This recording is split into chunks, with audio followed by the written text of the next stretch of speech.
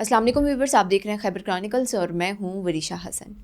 हाल ही में Pakistan foreign office की तरफ से ये बयान आया जिसमें उन्होंने ये कहा है कि इस्लामाबाद पे होने वाले हमले की मुमकिन साजिश की तार जो थी वो अफ़गानिस्तान से थी। यानी अफ़गानिस्तान की सरजमीन फिर से एक दफ़ा फिर पाकिस्तान के ख़िलाफ़ इस्तेमाल हुई है। इस बयान के बाद पाकिस्तान ने वहाँ की हुकूमत और ख़ास तौर पर तालिबान से रब्ता किया है और उन्होंने ये ज़िम्मेदारी कबूल करने का मुतालबा भी किया है। लेकिन सवाल यहाँ पे ये पैदा होता है कि वो अफ़गानिस्तान जो बार बार इस बात का दावा करता है कि अफ़गानिस्तान की सरज़मीन किसी भी मुल्क के ख़िलाफ़ इस्तेमाल नहीं हो रही, वो अफ़गानिस्तान जो कि ट्रेड बंद करने की ख्वाहिश रखता है कि ट्रेड बंद होगी और पाकिस्तान की कोई भी प्रोडक्ट जो हैं वो इस्तेमाल नहीं होंगी और मुकम्मल सख्ती करते हैं इस हवाले से, फिर इस तरह के ठोस सबूत आना जिसमें पता चलता है कि अफ़गानिस्तान की सरज़मीन फिर से पाकिस्तान के ख़िलाफ़ इस्तेमाल हो रही है। इस टॉपिक पर हम आज बात करेंगे। हमारे साथ इस वक्त स्टूडियो में मौजूद हैं सीनियर सहाफ़ी तज़िया निगार अरशद अज़ीज़ मलिक। अस्सलाम वालेकुम सर। वालेकुम सलाम। बहुत शुक्रिया सर आपकी कीमती वक्त का। अरशद सर, ये देखें फिर से इस तरह का अटैक हुआ और फिर से पता चला कि ये अफ़गानिस्तान से हो रहा है, अफ़गानिस्तान की सरज़मीन से ये ऑपरेट हो रहा था। क्या कहेंगे इस बारे में, कब तक ये चलेगा, कब तक अफ़गानिस्तान की सरज़मीन जो है वो पाकिस्तान के ख़िलाफ़ इस्तेमाल होती रहेगी? देखें, ये तो और हम पहले भी ये बात करते थे कि अफ़गान सरज़मीन जो है वो पाकिस्तान के ख़िलाफ़ इस्तेमाल हो रही है और इसके शवाहिद जो हैं पाकिस्तान ने कई मरतबा अफ़गान हुकूमत को दिए हैं। अभी जो रिसेंट वाक़या हुआ जिसकी आपने बात की, इस्लामाबाद वाला ख़ुदकुश हमला, अगर आप देखें तो उसका जो मास्टर माइंड है वो अफ़गान था। हाँ। यानी ख़ुदकुश जो हमला हुआ वो तो जो लड़का था वो पाकिस्तानी था, उसको भी गिरफ़्तार किया गया और जो उसके जो रिश्तेदार थे उनको गिरफ़्तार किया गया। अब उससे ये फिर पता लगा कि इसको इस्तेमाल किया गया है एक अफ़गानी ने। इसका मतलब ये हुआ कि TTP जो है वो अब चूँकि बॉर्डर बंद है, वहाँ से वो लोग अफ़गान को तो नहीं भेज सकते, तो अब वो इस्तेमाल कर रहे हैं पाकिस्तानी नौजवानों को भी, क्योंकि पाकिस्तान के अंदर मामला ये है कि यहाँ पे बेरोज़गारी बड़ी ज़्यादा है और शिद्दत पसंदी बहुत ज़्यादा है, तो ये नौजवान जो है उस जानिब माइल हो जाते हैं। अब इस नौजवान के बारे में जिसने ख़ुदकुश हमला किया था उसके बारे में ये इत्तलात आई थी कि उसने अफ़गानिस्तान का भी दौरा किया था, बाजोड़ भी गया था, तो इसका मतलब ये है कि उसको इस्तेमाल किया गया।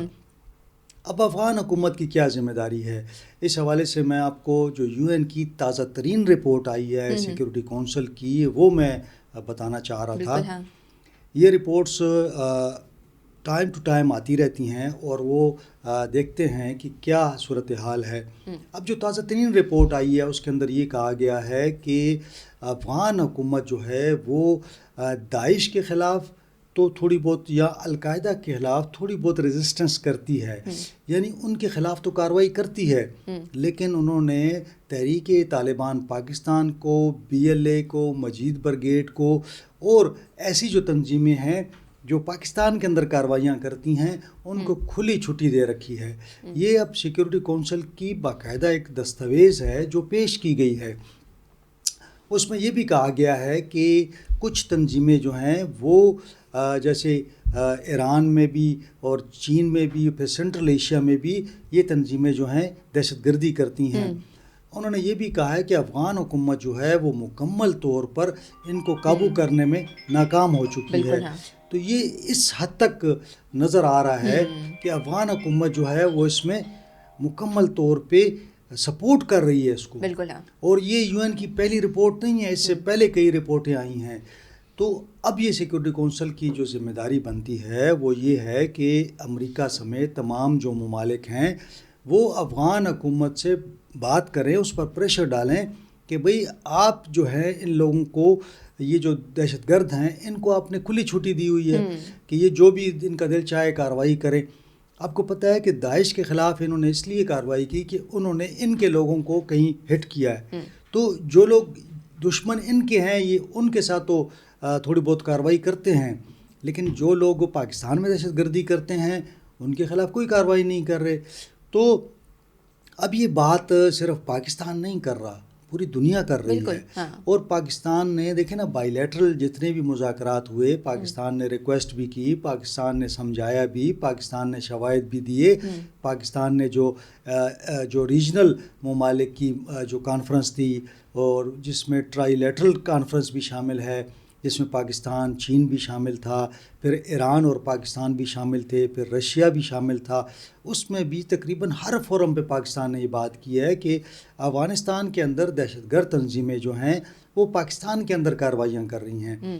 اب دیکھیں پاکستان نے جو پاکستان سے ہو سکا, پاکستان نے اپنا بارڈر بند کر دیا ہے, پاکستان سیکیورٹی پہ بہت زیادہ فوکس کر رہا ہے, لیکن اس کے باوجود اب جب پاکستان, اگر آپ دیکھیں نا پاکستان کے پاس اپنا یہ حق بھی ہے کہ, اور پاکستان نے بار بار کہا ہے کہ جب ہم پہ حملہ ہوگا تو اس کا جواب دیں گے, لیکن پھر کیا ہے کہ افغان حکومت کبھی سعودی عرب سے ریکویسٹ کرتی ہے, کبھی یو اے ای سے ریکویسٹ کرتی ہے, کبھی ترکیہ سے ریکویسٹ کرتی ہے, اور اب ریسنٹلی قطر سے بھی ریکویسٹ کی گئی ہے. اتنے ممالک سے ریکویسٹ کی گئی ہے کہ پاکستان کو روکا جائے کہ وہ افغانستان کے اندر جو ٹھکانے ہیں وہاں بمباری نہ کرے یا ان کو تباہ نہ کرے. آپ مجھے بتائیں کہ پاکستان کے پاس کیا آپشن بچ گیا ہے؟ ہم انہیں کہتے ہیں کہ دیکھیں آپ خود کارروائی کر لیں, آپ کو کوئی تعاون کی ضرورت ہے, آپ سمجھتے ہیں کہ ہم آپ کی ہیلپ کر سکتے ہیں تو وہ آپ بتا دیں. اب طالبان کا مسئلہ یہ ہے کہ وہ خود بھی کارروائی نہیں کرتے اور پاکستان پر بھی پریشر ڈال رہے ہیں ہمارے جو دوست ممالک ہیں ان کے ذریعے کہ پاکستان ڈائریکٹ کارروائی بھی نہ کرے. تو بھئی یہ تو آپ کا دوغلا پن ہے, آپ ڈبل گیم کھیل رہے ہیں, آپ کی ڈوئل پالیسی ہے, آپ ایک طرف ان کی سرپرستی کرتے ہیں, پھر آپ پاکستان سے ریکویسٹ بھی کرتے ہیں. تو میرا خیال میں کہ اس طرح معاملہ نہیں چلے گا, اور پاکستان کو مجبور کیا جا رہا ہے کہ پاکستان جو ہے وہ اپنے دوست ممالک کو یہ بتا دے. اور پاکستان نے اب ریسنٹلی جو ہے, جو میری اطلاعات ہیں, پاکستان نے دوست ممالک سے یہ کہا ہے کہ جناب ہم مجبور ہو چکے ہیں, ہمارے یہاں دیکھیں نا اس دن امام بارگاہ پہ حملہ ہوا, کتنے نمازی شہید کر دیے گئے, اس سے پہلے کچہری چوک میں ہوا اسلام آباد میں, پھر خیبر پختونخوا کے اندر آپ دیکھ لیں کتنے واقعات یہاں پہ ہو رہے ہیں. تو ہم کب تک جو ہے وہ ان کی طرف دیکھتے رہیں گے کہ یہ کارروائی کریں گے اور ہم انتظار کرتے رہیں گے؟ تو پاکستان اتنا بے بس ملک نہیں ہے, پاکستان بڑا پاورفل ملک ہے اور ہم کارروائی کرنے کی صلاحیت رکھتے ہیں, ہمارے پاس اتنی طاقت ہے کہ ہم ان لوگوں کو کچل لیں. لیکن معاملہ یہ ہے کہ وہ افغان سرزمین پر بیٹھے ہوئے ہیں اور وہاں سے اب دیکھیں جتنے واقعات ہوئے ہیں نا, اس کی مکمل پلاننگ جو ہے وہ افغانستان سے ہوئی ہے. اور یہ اطلاعات بھی ہیں کہ ان کو فائنینشیل سپورٹ جو ہے, اب اس کے شواہد بھی کئی دفعہ پاکستان نے رکھے ہیں کہ اس میں انڈیا کی طرف سے فائنینشیل سپورٹ ہو رہا ہے. اب انڈیا سپورٹ کر رہا ہے, افغانستان اس میں ملوث ہے, کارروائی نہیں کر رہا, اور پھر پاکستان پر الزام لگائے جاتے ہیں. اور پھر اس طرح کے سر بیانات بھی دیکھیں ٹریڈ کے حوالے سے, جنہوں نے کہا ہے کہ میڈیسنز جو ہیں وہ نقلی پرووائڈ کرتا ہے پاکستان, اور پھر اس طرح کے بیانات دیتے ہیں کہ ٹریڈ تو ہم لوگ تو کچھ نہیں کر رہے ہیں, یہ پاکستان جو ہے وہ ٹریڈ انہوں نے بند کی ہوئی ہے. دیکھیں میں نے پہلے بھی کہا تھا کہ ٹریڈ میں ہمارا نقصان جو ہے اگر پرسنٹیج میں دیکھا جائے تو ہمارا نقصان کم ہے, ان کا زیادہ ہے. پھر ٹرانزٹ ٹریڈ بھی ان کی بند ہے, لیکن وہ اب شرمندگی کی وجہ سے صرف یہ کہتے ہیں کہ جناب وہ پاکستان سے جو چیزیں آ رہی ہیں وہ 2 نمبر ہیں, نقلی آ رہی ہیں. تو بھائی آپ تو اتنے سالوں سے لے رہے تھے, آپ نے تو اس وقت نہیں کہا, جب تعلقات ٹھیک تھے تو آپ تو لے رہے تھے اس وقت. اب آپ کہتے ہیں کہ جناب پاکستان سے ہم تجارت نہیں کریں گے. بھئی ہم تو کرنا ہی نہیں چاہتے تجارت, ہم نے تو خود بند کی ہوئی ہے, آپ تو منتیں کر رہے ہیں ہماری کہ تجارت کھولیں. آپ کے پاس تو کوئی راستہ نہیں ہے نا اب. بالکل ہاں. اچھا سر, حال ہی میں تحقیقات کے مطابق پاکستان نے کہا ہے کہ کراس بارڈر اٹیکس جو دیرہ اسماعیل خان اور بنو جیسے علاقوں میں ہوئے ہیں, اس کا ٹریس جو ہے وہ افغانستان کی سرزمین سے ہو رہا ہے. تو کیا لگتا ہے کہ یہ دعوے جو کیے گئے ہیں اس میں کس قدر سچائی ہے اور اس کے پیچھے کی سٹوری کیا ہے؟ دیکھیں میں نے جیسے کہا کہ جو پاکستان کے اندر جو واقعات ہو رہے ہیں وہ تمام افغانستان سے ہوتے ہیں.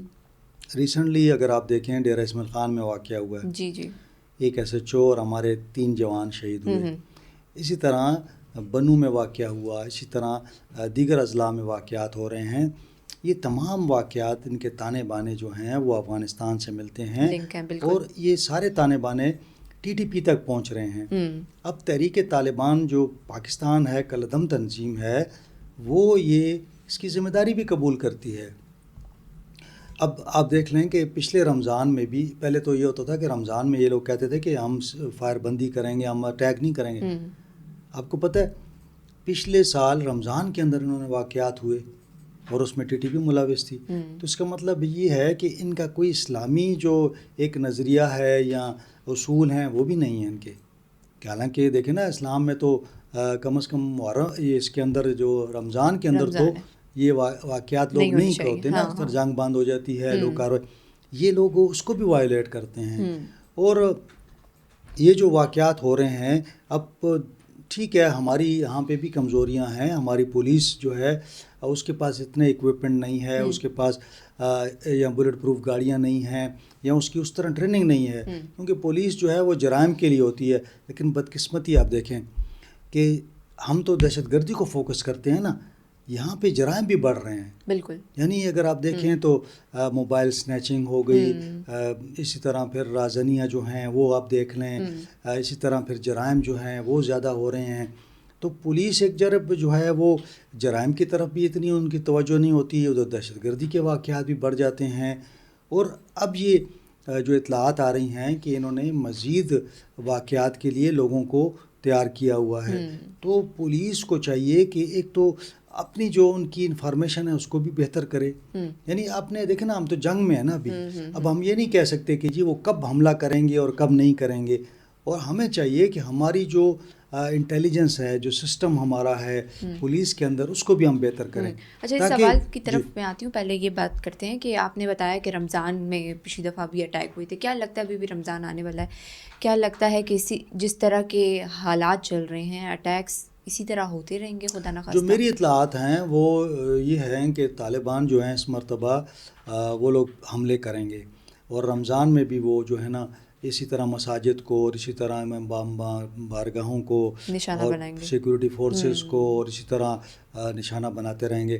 اب دیکھیں نا جب وہ نشانہ بناتے ہیں نا ان کو, مساجد کو یا عام لوگوں کو, تو پھر وہ اس کی ذمہ داری نہیں لیتے. پھر وہ کہتے ہیں جی ہم نے نہیں کیا, اور پھر اکثر مذمت بھی کر دیتے ہیں. حالانکہ سب کو پتہ ہے کہ یہ گروپ جو ہیں آپس میں ملے ہوئے ہیں. لیکن ہم یہ کہتے ہیں کہ جتنے بھی دہشت گرد گروپ ہیں یہ ایک ہی جگہ پہ ہیں, یعنی افغانستان کے اندر. ان کی جو قیادت ہے وہاں باقاعدہ ایک دوسرے سے ملتی ہے, ان کو ایک دوسرے کے بارے میں علم ہوتا ہے, ایک دوسرے کو سپورٹ بھی کرتے ہیں جہاں پہ ان کو ضرورت ہوتی ہے. یہ پاکستان کے اندر بھی ایک دوسرے کو سپورٹ کرتے ہیں. پھر اب جب رمضان آ رہا ہے تو چاہیے کہ یہ واقعات اب کم ہو جائیں, رک جائیں. لیکن میں نے کہا نا پچھلے سال بھی اسی طرح ہوا تھا, تو اس سال بھی جو اطلاعات ہیں کہ یہ مزید حملے ہوں گے پاکستان کے اندر. تو ہمیں تیاری اپنی کرنی چاہیے. یقیناً ہمیں پتہ ہے کہ ہمارا دشمن ہے اور وہ یہ کارروائیاں کرے گا. انڈیا کی خواہش یہ ہے کہ پاکستان کو زیادہ سے زیادہ کمزور کرنے کے لیے یہاں پہ کارروائیاں زیادہ کی جائیں. اور یہ لوگ تو کرائے کے قاتل کی طرح جیسے ان کو استعمال کیا جاتا ہے. بالکل, جتنے بھی اگر واقعات آپ دیکھ لیں تو اس کے اندر اگر کوئی یہ پاکستانی ہیں تو ان کو بھی استعمال کیا جاتا ہے, پھر جو افغانی ہیں ان کو بھی استعمال کیا جاتا ہے. لیکن جو بارڈر کی بندش کی وجہ سے اگر آپ دیکھیں تو واقعات کافی کم ہوئے ہیں. بالکل, کیونکہ اب افغانستان سے یہاں پہ آنا ذرا مشکل ہے. لیکن ایسے ایریا ہیں جہاں بڑی مشکل راستے ہیں, پہاڑ ہیں اور بڑی گھاٹیاں ہیں نیچے تک, وہاں تک ایکسیس آپ کو پتہ ہے. ہماری جو چیک پوسٹیں ہیں ان کا فاصلہ بھی زیادہ ہے. مطلب اگر 20-25 کلومیٹر کا فاصلہ ہے, درمیان سے نکلنا آسان ہے, تو دہشت گرد کیا کرتے ہیں کہ پہاڑ کو نشانہ بناتے ہیں, وہاں سے اپنا راستہ بناتے ہیں. تو بہرحال پاکستان جو ہے وہ کوشش کر رہا ہے. اور دنیا میں ایسا ہوتا ہے کہ ہمیشہ دو ملک جو ہوتے ہیں نا وہ کوآپریشن کرتے ہیں تو یہ واقعات کو آپ روک سکتے ہیں. پاکستان یونیلیٹرلی جو ہے وہ کوشش تو کر رہا ہے, لیکن جب تک افغان حکومت اپنی ذمہ داریاں نہیں نبھائے گی ہم یہ چیزیں نہیں روک سکیں گے. بالکل. پھر میں یہ بھی کہتا ہوں کہ دیکھیں ہمیں اپنے اداروں کو, اپنی پولیس کو, اپنی سی ٹی ڈی کو, ہماری جو اسپیشل برانچ ہے, آپ کو پتہ ہے وزیر اعلیٰ صاحب اعلان کر دیتے ہیں, انہوں نے اعلان کر دی ہیں کہ جی میں نے 7 ارب سی ٹی ڈی کو دے دیا ہے, کچھ 6 ارب جو ہے میں نے اسپیشل برانچ کو دے دیا ہے. اگلے دن میں نے پوچھا تو وہ پیسے ابھی تک نہیں آئے تھے. ابھی تک نہیں آئے. تو CTD کو کچھ پیسے آئے, اسپیشل برانچ کو بھی نہیں آئے. پھر وہ بیوروکریٹک جو فائلیں ہیں اس کے اندر پیسے غائب ہو جاتے ہیں. اور ہمارے جو صوبائی حکومت ہے وہ گورننس کی بجائے, یعنی وہ جو لائن آرڈر کی بجائے وہ سیاست میں مصروف ہے. یعنی ان کا کام جو ہے وہ احتجاج کرنا اور ڈیالہ اور یہ وہ جو حالات چل رہے ہیں اس کی جانب ہے. ان کو چاہیے کہ دیکھیں آپ کو فوکس کرنا پڑے گا اپنے اداروں پر, آپ کو فوکس کرنا پڑے گا امن و امان پر. اور پھر میں یہ کہتا ہوں دیکھیں یہ جو نوجوان استعمال ہوتے ہیں نا, یہ شدت پسندی جو ہے اس کو آپ گڈ گورننس کے ساتھ اور شعور بیدار کر کے آپ کم کر سکتے ہیں. جب تک شدت پسندی یہاں پہ ہے اور جب تک نوجوان بے روزگار ہیں آپ اس پر قابو نہیں پا سکتے. اچھا سر, اگر اسی طرح کے حالات چلتے رہے تو کاؤنٹر ٹیررزم اسٹریٹجی میں شارٹ ٹرم پالیسی اور لانگ ٹرم پالیسی میں پاکستان کو کیا ایسی پالیسیز جو ہیں وہ اپنانی چاہیے؟ دیکھیں شارٹ ٹرم تو یہ ہے کہ آپ اپنے سیکیورٹی کو مضبوط کریں, آپ کوشش کریں کہ ایسے واقعات جو ہیں ان کو روکا جائے, اور آپ ساتھ ساتھ یہ بھی کریں کہ دنیا کو بھی بتاتے رہیں, اور جو بھی آپ کے واقعات ہوتے ہیں ان کے پورے شواہد جو ہیں وہ دنیا کے سامنے رکھیں. افغانستان کے ساتھ آپ نے احتجاج ریکارڈ کروایا ہے, لیکن میرا اپنا یہ ذاتی میری رائے یہ ہے کہ جہاں سے حملہ ہوتا ہے ہمیں اس کو ٹارگٹ کرنا چاہیے. شارٹ ٹرم میں یہ ہونا چاہیے کہ ٹھیک ہے اگر ایک اٹیک ہوا ہے اور ہمارے پاس شواہد موجود ہیں, یہ لوگ افغانستان میں جہاں بھی موجود ہیں انہیں ٹارگٹ کرنا چاہیے. اس پر لوگوں کا اختلاف ہے, لیکن میری ذاتی رائے ہے اور میں سمجھتا ہوں کہ یہ پاکستان کو یہ حق حاصل ہے کہ وہ کارروائی کرے. لانگ ٹرم کی آپ نے بات کی, تو لانگ ٹرم میں بھی میں یہ کہتا ہوں کہ دیکھیں افغانستان کے ساتھ ہمیں ٹھیک ہے بات چیت کا جو دروازہ ہے وہ کھلا رکھنا چاہیے. ان کو اس بات پر آمادہ کرنا چاہیے کہ جو دہشت گرد تنظیمیں ہیں ان کے خلاف کارروائی کرے. پھر جو عالمی فورم ہے وہاں پر بھی ہمیں جا کر یہ بات بار بار کرنی چاہیے, اور جس طرح میں نے کہا کہ دیگر جو خطے کے ممالک ہیں ان کو بھی انوالو کرنا چاہیے, جن کا اثر و رسوخ جو ہے خصوصاً مشرق وسطی کے ممالک کا اثر و رسوخ جو ہے افغان طالبان پہ بہت زیادہ ہے. پھر امریکہ کا بھی کافی اثر و رسوخ ہے, چائنا کا بھی اسی طرح. تو ہمیں ان جو ریجنل ممالک ہیں اور جو ہماری جو دوسرے ممالک ہیں جن کا اثر و رسوخ ہے ہمیں ان کو بھی انوالو کرنا چاہیے. لیکن ساتھ ساتھ میں سمجھتا ہوں کہ لانگ ٹرم میں ہمیں اپنی پولیس کو بہتر کرنا چاہیے. دیکھیں فوج جو ہے وہ بارڈر پہ ہو سکتی ہے, فوج اپنی چوکیاں بنا سکتی ہے, کہیں آپریشن کر سکتی ہے اور وہ اپنی کارروائی کر کے چلی جاتی ہے. اب جو پاکستان کے اندر لوگ ہیں جن کی تعداد بتایا جاتا ہے کہ 5,000 کے قریب ہے, اور ان کے ساتھ پھر ہینڈلرز بھی ہیں, ان کے ساتھ فیسیلیٹیٹرز بھی ہیں, ان کے ساتھ پھر شدت پسند لوگ بھی ہیں. تو ان کے لیے لانگ ٹرم میں یہ ہے کہ آپ نوجوانوں کو شدت پسندی سے روکیں, اس کے لیے تعلیمی اداروں سے شروع کریں. ٹھیک ہے, آپ اسکول کے بچوں سے بھی شروع کریں, کالجز میں بھی جائیں, ان کے لیے روزگار پیدا کریں, ان کے لیے صنعتیں لگائیں. پھر اپنی جو پولیس ہے اس کو اس قابل کر دیں کہ انہیں ملک کے اندر جو ہے صوبے کے اندر فوج کی ضرورت نہ پڑے.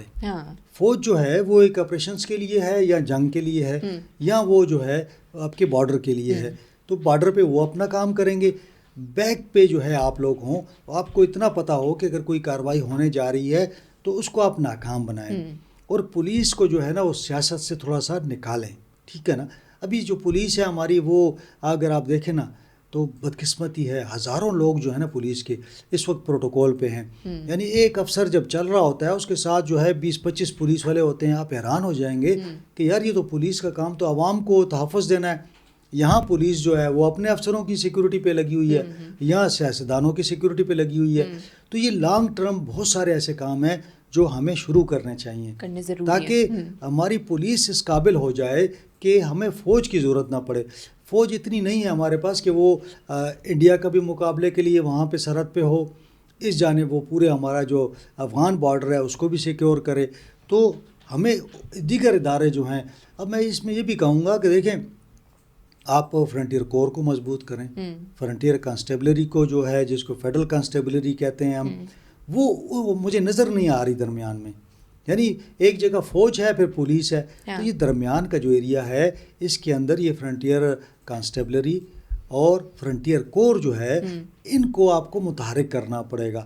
ساتھ ساتھ ہمارے جو خفیہ ادارے ہیں میں سمجھتا ہوں کہ پولیس کے اندر بھی اس کو مضبوط کریں آپ, کہ آپ کو لمحہ لمحہ خبر ہو کہ کون بندہ کہاں پہ آنا چاہ رہا ہے اور کیا کرنا چاہ رہا ہے، تاکہ اٹیک سے پہلے اس کو آپ اطلاع مل جائے، آپ کو ناکام بنائے نا اس کو. اور اگر کوئی واقعہ ہوتا ہے تو کم سے کم کیجوالٹیز ہوں.